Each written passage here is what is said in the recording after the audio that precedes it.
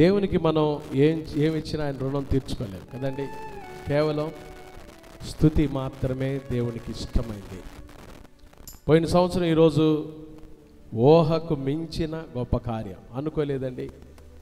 పాస్టమ్ గారు అయితే ఆమె పోరాటం, ప్రార్థన, ఆమె దర్శనం, ఆమె కళ, ఆమె ఆశయం గొప్ప సేవ చేయాలి. కట్టుబాట్ల మధ్యలో కాదు, స్వతంత్రులంగా సేవ చేయాలి.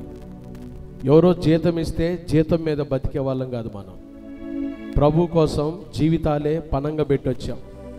నువ్వు ఎంకామ్ బీఈడి చదివావు, నేను బీఎస్సీ బీఈడి చదివాను.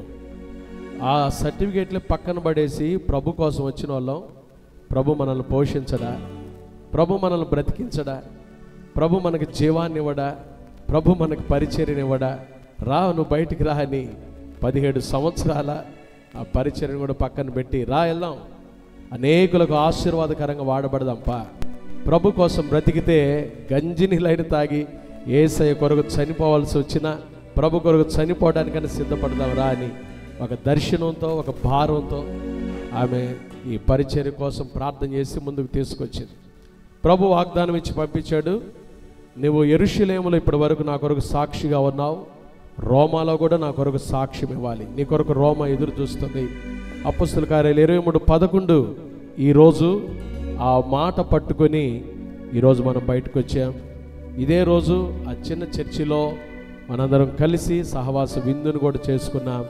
మేము అనుకోలేదు ఇన్ని కుటుంబాలు, ఇంతమందిని ప్రభు మా కొరకు పోగు చేస్తాడు, ఏర్పాటు చేస్తాడని. కానీ దేవుని కృప, నమ్మదగిన దేవుడు, పిలిచిన వాడు నమ్మదగిన వాడు కాబట్టి ఆయనే పిలుపునిచ్చి, పరిచర్యనిచ్చి, సంఘాన్నిచ్చి ఇంత గొప్పగా ఈ సంవత్సరం అంతా మన సంఘము కుటుంబాల పట్ల ప్రభు చేసిన మేలుకై అందరం లేచి నిలబడి గతకాలం అంతా నీ నీడలోన దాచావు దేవా వందనం, కృప చూపినావు, కాపాడినావు, ఎలా తీర్చగలను నీ రుణం, పాడనా నీ కీర్తన, పొగడనా వేనోలన, వందనం యేసయ్యా, ఘనుడవు నీవయ్యా. ఈ పాట అందరం స్తుతి చెల్లిస్తూ, ఎన్నో అవమానాలు ఎదురైనను నీ ప్రేమ నన్ను విడిచిపోలేదయ్యా, ఇక్కట్లతో నేను కృంగినను నీ చెయ్యి నన్ను తాకి లేపినయ్యా, నిజమైన నీ ప్రేమ నిష్కలంకము, నీ విచ్చు హస్తము నిండు ధైర్యము, వందనం యేసయ్యా, వందనం యేసయ్య అని కీర్తన మనసారా నోరారా కలిసి పాడుతుంది.